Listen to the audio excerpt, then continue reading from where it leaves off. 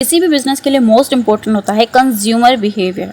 India में कहा जाता है कि ग्राहक भगवान का रूप होता है। तो अगर आपने कस्टमर के माइंडसेट को रीड कर लिया तो आपका 60 से 70% काम डन हो जाएगा और आपको सेलिंग आने लगेगी। और कस्टमर के बिहेवियर को समझने के लिए मोस्ट इम्पॉर्टेंट है कस्टमर की तरह सोचना, और कस्टमर को क्या क्या इशू आते हैं, या फिर एज अ कस्टमर आप अगर सोचोगे कि मैं कस्टमर हूँ और मुझे क्या क्या दिक्कत हो सकती है, अगर आप उससे सोचोगे तो आपको बिजनेस में कोई भी प्रॉब्लम नहीं आने वाली है। तो इसी टॉपिक पर आज हम बात करने वाले हैं इस वीडियो में।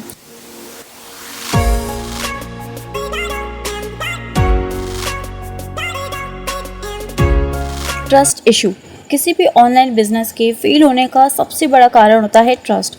बिकॉज कस्टमर किसी ट्रस्टेड वेबसाइट से ऑनलाइन सेलिंग करना ज़्यादा प्रेफर करता है एज़ कम्पेयर टू न्यू और अननोन वेबसाइट। बिकॉज आजकल फ्रॉड इतने ज़्यादा होने लगे हैं कि कस्टमर को ट्रस्ट होना बहुत ही ज़्यादा मुश्किल हो गया है। इसलिए वो बड़ी बड़ी ई कॉमर्स वेबसाइट से ज़्यादा प्रेफर करता है कोई भी ऑनलाइन प्रोडक्ट को परचेज़ करना, like Meesho, Amazon, Myntra and etcetera. Because आपके जो प्रोडक्ट होते हैं वो सारे प्रोडक्ट बड़ी बड़ी वेबसाइट पर अवेलेबल होते हैं, और जब वो प्रोडक्ट वहाँ भी अवेलेबल हैं तो कस्टमर को वहाँ ज़्यादा ट्रस्ट होगा कि वहाँ से उनको प्रोडक्ट मिलेगा और अच्छी क्वालिटी का प्रोडक्ट मिलेगा, और उनको वहाँ से उनको सर्विस भी अच्छी मिलेगी। सो इसलिए कस्टमर को आपकी वेबसाइट पर ट्रस्ट होना बहुत ही ज़्यादा मुश्किल हो गया है। सो इसलिए आपका ट्रस्ट बनाना बहुत ही ज़्यादा इम्पॉर्टेंट है। कैश ऑन डिलीवरी, आजकल बड़ी बड़ी वेबसाइट ने कैश ऑन डिलीवरी को इतना ज़्यादा इजी कर दिया है, और सारी बड़ी बड़ी वेबसाइट ने कैश ऑन डिलीवरी को अपने बिज़नेस में इन्वॉल्व कर लिया है। तो कस्टमर को ऐसा लगता है कि सारे ऑनलाइन बिज़नेस में उनको COD मिल जाएगा, बट एज अ सेलर आपके लिए COD बहुत ज़्यादा रिस्क पर होता है। बिकॉज इसमें आपके पास पैसे आने में बहुत ज़्यादा देर लगती है। पहले वो प्रोडक्ट कस्टमर तक जाएगा, फिर वो कस्टमर पैसे देगा सप्लायर को, एंड सप्लायर आपको वो पैसे फिर रिटर्न करेगा। तो इस प्रोसेस में आपको बहुत ज़्यादा देर लगती है आपके पैसे आने में। सो ये कस्टमर के लिए अच्छा है, बट सेलर के लिए बिल्कुल भी अच्छा नहीं है।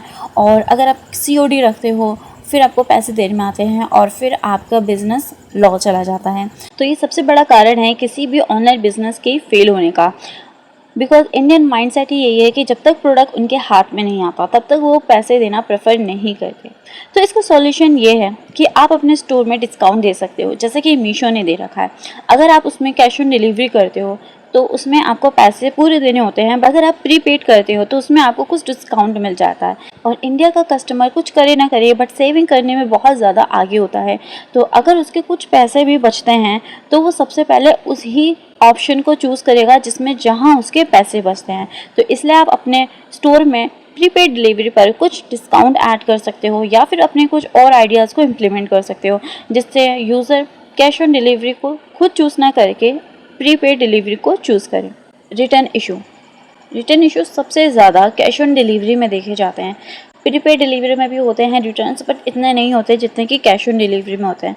बिकॉज अगर कस्टमर ने प्रीपेड डिलीवरी ऑलरेडी कर रखी है, उसने पेटीएम या फिर फ़ोनपे के थ्रू आपको पे कर रखा है, तो 100% चांसेस है कि कस्टमर अपना प्रोडक्ट रिसीव कर लेगा।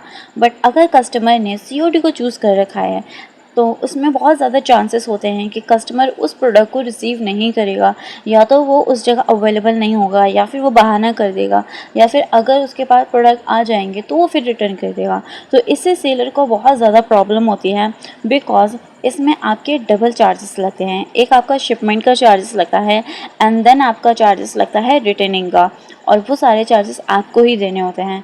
और अगर आपका कोई प्रोडक्ट हैवी है तो उसमें आपके चार्जेस बहुत ज़्यादा हो जाते हैं। सो रिटर्न इशू को बचाने का एक तरीका ये हो सकता है, ये मैंने पर्सनली यूज़ किया है, कि आप ऐसे ऑफ़र कर सकते हो अपने स्टोर में कि अगर कस्टमर को 5 विदाउट रिटर्निंग कोई उसने प्रोडक्ट परचेज़ किया है तो आप उसको कोई गिफ्ट कर सकते हो, और it's work a lot for me. So ये आप यूज़ कर सकते हो। इंस्टेंट डिलीवरी, हमारे इंडियन कस्टमर का माइंडसेट ये है कि उनको हर चीज़ बहुत ज़्यादा जल्दी चाहिए, हर चीज़ जल्दबाजी में चाहिए। बट ड्रॉपशिपर्स के लिए बहुत ज़्यादा मुश्किल हो जाता है, बिकॉज उनके प्रोडक्ट उनके पास नहीं होते। वो जैसी सर्विस किसी से लेते हैं वही सर्विस वो अपने कस्टमर को दे सकते हैं, बिकॉज वो प्रोडक्ट उनके पास नहीं होते। अगर कोई अली एक्सप्रेस को यूज़ करता है तो उसको 30 से 40 डेज़ लगते हैं कोई भी प्रोडक्ट को शिप करने के लिए, बिकॉज अली एक्सप्रेस चाइना से शिप करता है। बट अली एक्सप्रेस अब इंडिया में बैन है, तो आप अली एक्सप्रेस से बिल्कुल यूज़ नहीं कर सकते हो। बट जो हमारे पास सेकंड है सीजे ड्रॉपशिपिंग। सीजे ड्रॉपशिपिंग अगर आप यूज़ करते हो तो आपको 7 से 17 डेज़ भी लग सकते हैं, और अगर आप प्रोपोसो क्लाइट यूज़ करते हो तो आपको 3 से 7 डेज़ लगते हैं आपके प्रोडक्ट को शिप होने के लिए। तो ये आपके ड्रॉपशिपिंग सप्लायर कंपनी पर डिपेंड करता है कि आपके प्रोडक्ट को शिप होने में कितने डेज़ लगते हैं। No in house supplier. काफ़ी सारे जो बिगनर्स होते हैं ड्रॉपशिपिंग के, वो इसलिए अपने ड्रॉपशिपिंग बिजनेस को बंद कर देते हैं बिकॉज उनको इंडिया में कोई बेस्ट सप्लायर नहीं मिलता जो उनको बेस्ट प्रोडक्ट और चीप रेट में प्रोडक्ट प्रोवाइड कर सकें, और इसीलिए वो अदर कंट्रीज़ के सप्लायर पर डिपेंड हो जाते हैं लाइक अली एक्सप्रेस और सीजे ड्रॉपशिपिंग, जिससे उनको कस्टमर के पास प्रोडक्ट पहुँचने में बहुत ज़्यादा देर लगती है, और जैसे ही कस्टमर के पास प्रोडक्ट देर से पहुँचेगा तो उनके पास पैसे भी देर से आएंगे अगर उन्होंने COD को ओपन कर रखा होगा। सो इसलिए जो काफ़ी सारे ड्रॉपशिपिंग बिगनर्स होते हैं वो शुरू होने से पहले ही उनका बिज़नेस ठप हो जाता है, उनका बिज़नेस बंद हो जाता है। सो ये बहुत बड़ा रीज़न है इन हाउस सप्लायर ना होना किसी भी ड्रॉपशिपिंग कंपनी के पास। सो इसका एकमात्र रीज़न ये है कि आप रिसर्च करो कि आप जो प्रोडक्ट सेल कर रहे हो उसके लिए इंडिया में कौन सा सप्लायर मौजूद है जो आपको एक अच्छी कंपनी एक अच्छी सर्विस प्रोवाइड कर सकता है। आप ज़रूरी नहीं है कि आप किसी अदर कंट्री के सप्लायर पर ही डिपेंड रहो और उनकी सर्विस पर ही आप अपने बिज़नेस को स्टार्ट करो। नहीं, आप किसी भी सप्लायर को सर्च कर सकते हो, और सप्लायर कैसे सर्च करते हैं ये हम देखेंगे किसी आने वाली वीडियो में। नेक्स्ट वीडियो में हम बिल्कुल नहीं देखेंगे, नेक्स्ट वीडियो में हम जानेंगे कि आप बिज़नेस के लिए अपनी वेबसाइट को कैसे क्रिएट कर सकते हो। सप्लायर हम जानेंगे किसी और वीडियो में। सो उसके लिए आपको ये सीरीज़ पूरी देखनी होगी। सो नेक्स्ट टॉपिक पे बात करते हैं, जो हमारा लास्ट टॉपिक है इस वीडियो का, हाई लॉजिस्टिक कॉस्ट। अगर आप हाई लॉजिस्टिक कॉस्ट से बचना चाहते हैं तो आपको स्टार्टिंग में ज़्यादा हैवी प्रोडक्ट को सेल नहीं करना है, बिकॉज अगर आप हैवी प्रोडक्ट को सेल करोगे तो आपका काफ़ी सारा पैसा लॉजिस्टिक कॉस्ट में चला जाएगा, जिससे आपका मार्जिन नहीं बच पाएगा। फॉर एग्ज़ाम्पल, अगर आप 100 का प्रोडक्ट लेते हो और उसको सेल करते हो 150 में, और आपका 20 रुपये जो आता है आपका, वो आपका लॉजिस्टिक कॉस्ट में चला जाता है। फिर अगर वो प्रोडक्ट कस्टमर तक पहुंचता है या फिर पहुंचने से पहले ही रिटर्न हो जाता है तो आपका फिर से 20 रुपये लगेगा और आपका बचेगा सिर्फ 10 रुपये, और 10 रुपये में किसी का भला नहीं होता है। सो ये एक तरीका है। सो आपको लॉजिस्टिक कॉस्ट से बचना है। अगर आपको हाई लॉजिस्टिक कॉस्ट से बचना है तो आपको ज़्यादा हैवी प्रोडक्ट को सेल नहीं करना है। तो गाइस, ये थे कुछ पॉइंट्स जिसमें आपने जाना कि ड्रॉपशिपिंग इंडिया में क्यों फेल होती है, और उसके साथ साथ ही आपने जाना कि आप उस प्रॉब्लम से कैसे बाहर निकलकर अपने बिजनेस को स्टार्ट कर सकते हो।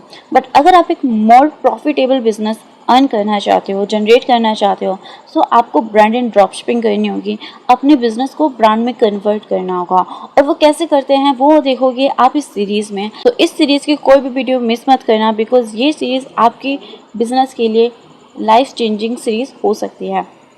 तो नेक्स्ट वीडियो में आप जानोगे कि ई-कॉमर्स स्टोर को स्टेप बाय स्टेप कैसे क्रिएट करते हैं। तो मिलते हैं नेक्स्ट वीडियो में। टिल देन बाय बाय, सीखते रहिए।